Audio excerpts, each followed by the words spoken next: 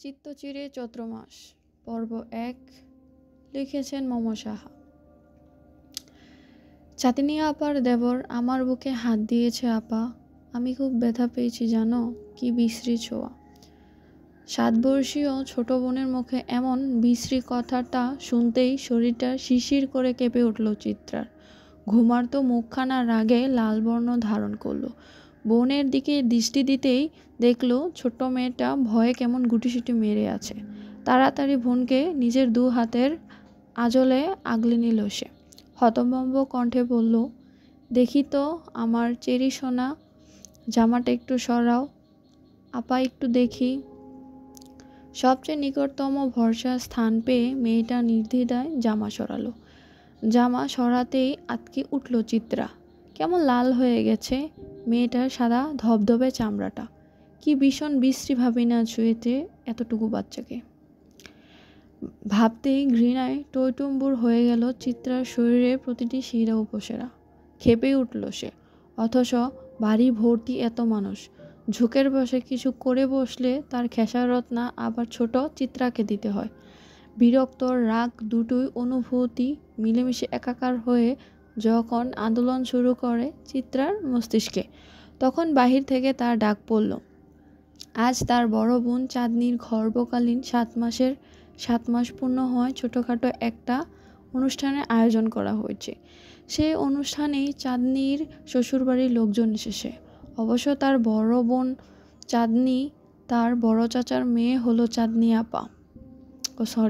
এখানে বলছে অবশ্য তার আপন বোন না চাঁদনি, তার বড় চাচার মেয়ে হলো চাঁদনি আপা। আর ছোট্ট চেরিও তার আপন বোন না, তার ছোট চাচার মেয়ে হলো চেরি। চেরি পূর্ণ নাম হলো তোফা, কিন্তু আদর করে সবাই বাচ্চাটাকে চেরি বলে। আর মেয়েটা চেরির মতোই সুন্দর, আদুরে গুলগাল। তাই তো এতটুকু বাচ্চা আজও বাজে ছোঁয়ার শিকার হলো। চিত্রার পরিবারটা বেশ বড় পরিবার বলা যায়। চিত্রার মা বাবা, বড় চাচা চাচি, ছোট চাচা চাচি, চিত্রার আপন বড় ভাই তুহিন, বড় চাচার ছেলে ২ জন, দিহান আর ত্রিশান, ফুপি আর ফুপির একমাত্র ছেলে, বাড়ির সবচেয়ে ছোট সদস্য অনয়, চেরির আরেকজন বড় বোন যে চিত্রারও বড়, আহি আপা, এবং চিত্রা নিজে। চাঁদিনী ও বড় চাচার মেয়ে, কিন্তু তার বিয়ে হয়েছে বিদায় তাকে এই পরিবারে দলে টানা হয় না, কারণ সে এখন অন্য ঘরের। একমাত্র চাঁদনির বিয়ে হওয়ার ফলে এত বড় পরিবারে একজন মাত্র সদস্য কমেছে। আপা আম্মু শুনলে তো আমায় বকবে তাই না? আম্মু তো বলে দুষ্টামি করতে না, এত অচেনা কারোর সাথে খেলতে না। আমি কিভাবে জানবো ওই ভাইয়াটা আমাকে চকলেটের কথা বলে এমন ব্যথা দেবে? আমি আর দুষ্টুমি করব না আপা। চেরির এমন অসহায়ত্ব দেখে বুক ভার করে কান্না এলো চিত্রার। বয়ঃসন্ধির বয়স তো, তাই আবেগের স্রোতে কান্নাটাই আসে প্রথমে। কিন্তু সে কাঁদবে না মেয়েটার সামনে, তাহলে মেয়েটা আরও বেশি ভয় পেয়ে যাবে। কণ্ঠনালীতে আটকে থাকা কান্নার স্রোতটা গিলে ফেলল চিত্রা। খুব কষ্টে মুখে হাসি ভাব ফুটিয়ে বলল, কেন খেলবে না তুমি? হ্যাঁ, অবশ্যই খেলবা, আপা আছি না তোমার সাথে, কেউ কিছু করতে পারবে না। আর দেখো, তুমি কেবল ওই পচা ভাইয়াটার রুমে আর যাবে না, কেমন? মনে থাকবে তো? অবুঝ চেরি ডানে বাবায় মাথা নাড়ালো। কি নিষ্পাপ ছোট মুখখানা, টানা টানা, মায়া মায়া ২টি চোখ বাচ্চাটার। অনেক ফর্সা আর স্বাস্থ্য ভালো হওয়ায় ভীষণ আদুরে লাগে মেয়েটাকে। আর এই ছোট্ট মেয়েটার শরীরে হাত দিতে নাকি বাঁধেনি ওই লোকটার। কিছু তো একটা ব্যবস্থা করতেই হবে, এত সহজে তো ছাড়া যাবে না অসভ্যটাকে। বোনের মুখখানা ধুয়ে দিয়ে সুন্দর করে চুলগুলো বেঁধে দেয় চিত্রা। কান্না করতে করতে লাল হয়ে গেছে বাচ্চাটার মুখ, পারে না যেন বুকের সবটুকু স্নেহ ঢেলে দেয় মেয়েটারে। চেরিকে তৈরি করিয়ে চিত্রা নিজেও গোসল করে এলো। মাতৃ কলেজ থেকে এসেছিল সে। সামনে উচ্চ মাধ্যমিক পরীক্ষা তাই এখন নির্বাচনী পরীক্ষা অনুষ্ঠিত হচ্ছে কলেজে। সে সুবাদেই বাড়িতে অনুষ্ঠান থাকা সত্ত্বেও তাকে কলেজ যেতে হয়েছিল। সে অবশ্য তত উন্নত মানের ছাত্রী না, কোনো মতো চলনসই রেজাল্ট হলেই সে সন্তুষ্ট। ভাদ্রের উত্তপ্ত গরমে পরিবেশ ঘামার্ত, আর সেই গরম দিয়ে এসে হুট করে এমন ঘটনার সম্মুখীন হওয়াতে বিরক্তিতে তেতভাব চলে গেল। লাইনটা আবার পড়ি।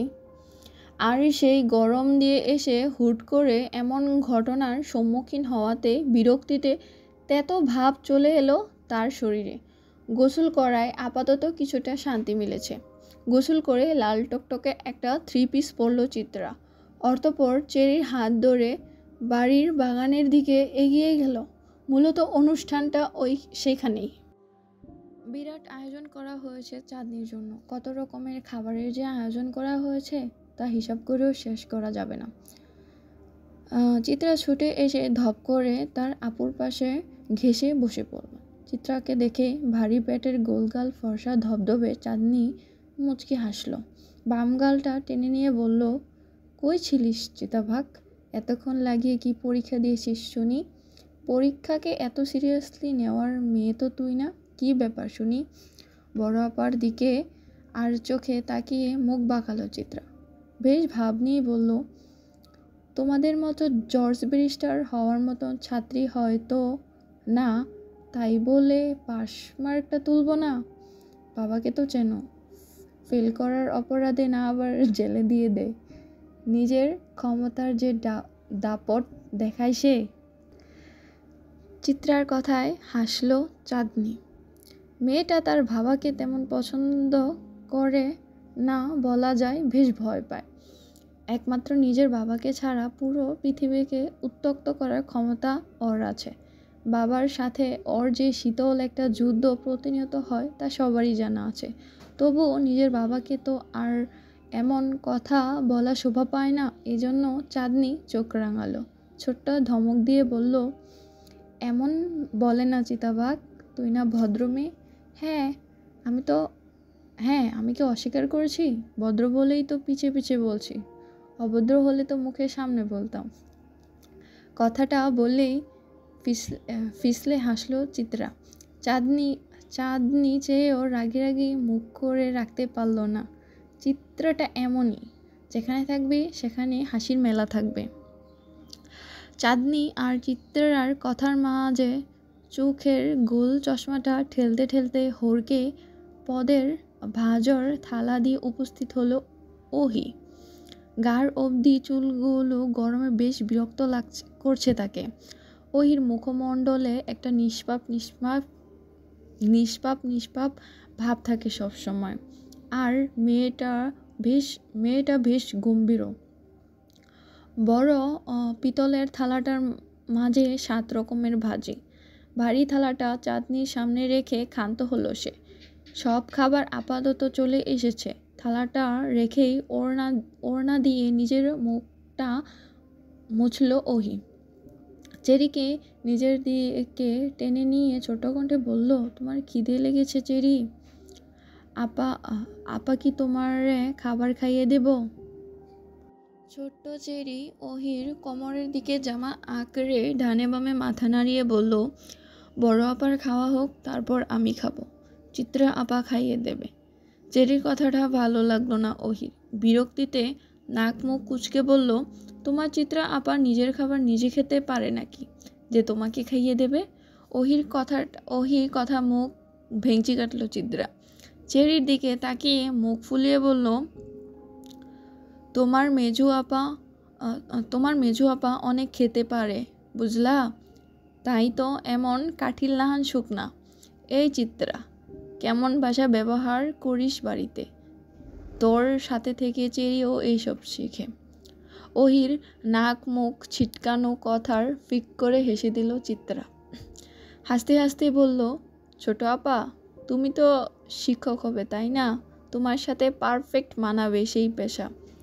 এখনই তোমার মাঝে একটা মাস্টানি ভাব আছে। সমস্যা নাই, তুমি আমাদের দিয়ে প্রথম প্র্যাকটিসটা করতে পারো, আমরা মাইন্ড করব না। চিত্রার কথার তালে চাঁদনিও হাসলো। ওহি কপাল কুঁচকে দাঁড়িয়ে রইল উত্তরবিহীন। চিত্রার সাথে কথা বলাটাই একটা বোকামি। আর ওহি বরাবরই নিজেকে ভীষণ চালাক দাবি করে। পুরো বাগান ভর্তি নিজেদের বাড়ির মানুষই গিজগিজ করছে। মাত্রই অনুষ্ঠান শুরু হবে, হুট করে কোট প্যান্ট পরা চাঁদনির দেবরটা হাজির হলো। থপ করে বসে পড়ল চিত্রার পাশে।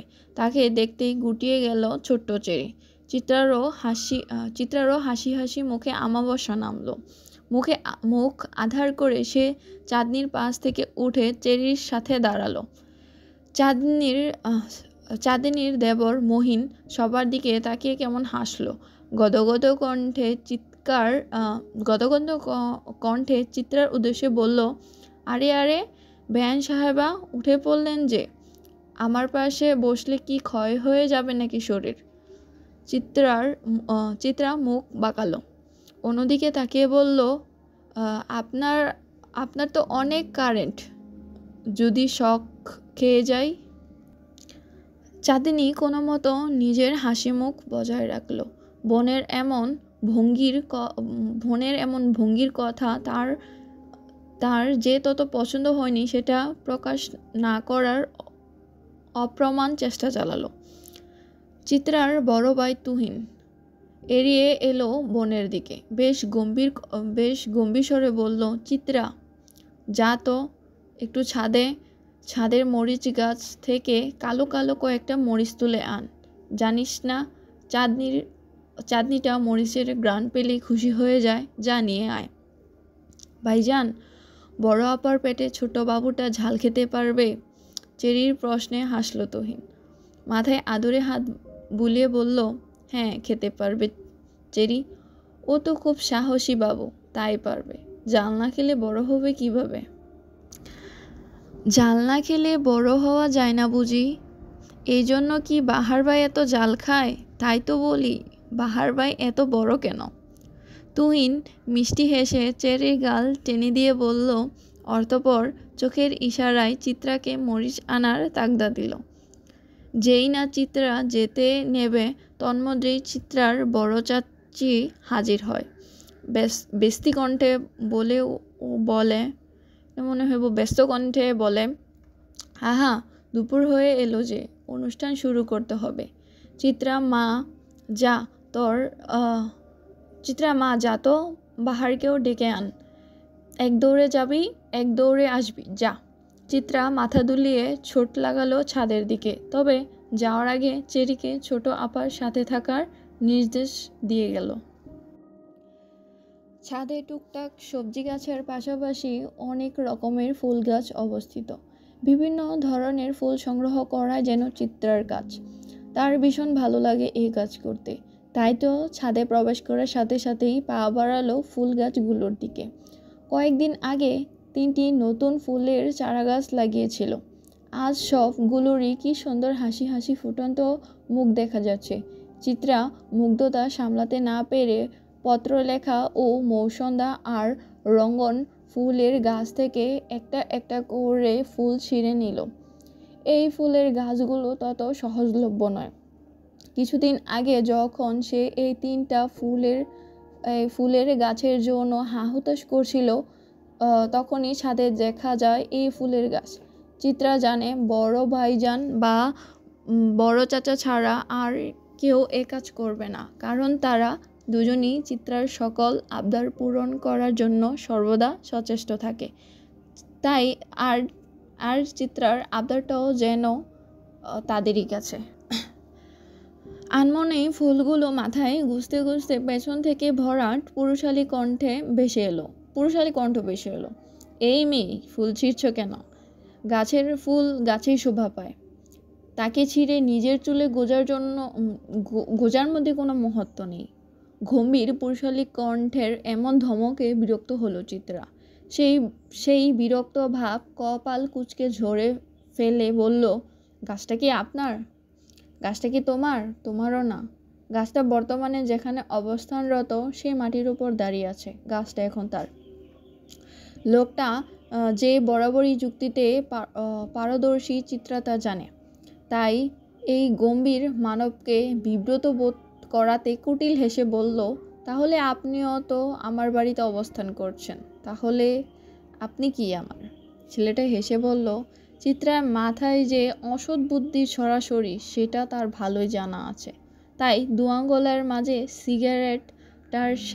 সিগারেটটার টান শেষ দিয়ে ধোঁয়াগুলো আকাশপানে উড়িয়ে তেমন সতর্ক কণ্ঠে বলল, আমার জ্বালাতে এসো না মেয়ে, নিজেই জ্বলে যাবে। চিত্রা মুখ মুখ ভেঙচি কাটল, গোমরা মুখে বলল, নিজে আপার অনুষ্ঠান শুরুর পর্যায়ে, আপনাকে ডাকছে বড় চাচি। আমি গিয়ে কি করব? তোমার আপা কিভাবে এত খাবার খায় সেটা দেখব? চিত্রার পারদে পারদে বিরক্তির ভাব বাড়ল।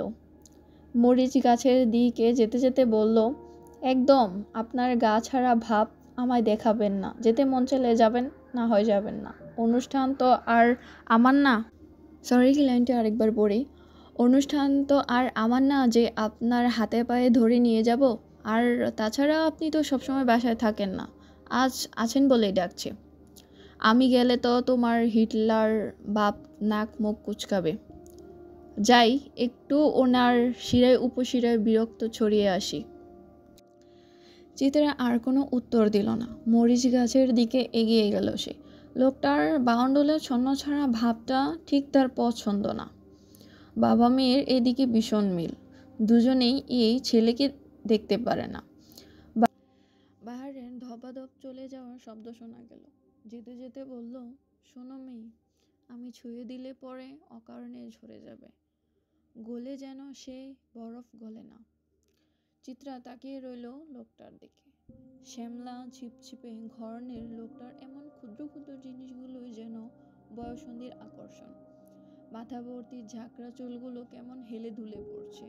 সিগারেট ফুকে যাওয়া পোড়া ঠোঁটও যেন আরেক প্রকারের মাদকতা আছে। পুড়ে যাওয়া গাঢ় খয়েরি রঙের ঠোঁটটাকে বহুরূপী ডালিয়া মনে হয়। চিত্রার ভাবনার মাঝেই নিচ থেকে হইচই ভেসে এলো। চিত্রা দৌড়ে ছাদের কার্নিশ ঘেঁষে নিচে তাকাতে দেখল মহিন গাল ধরে দাঁড়িয়ে আছে, আর তার সামনে বেশ গা ছাড়া ভাব নিয়ে দু হাত পকেটে গুজে দাঁড়িয়ে আছে বাহার। উফ, সত্যি লোকটা জ্বালিয়ে দিবে একদিন।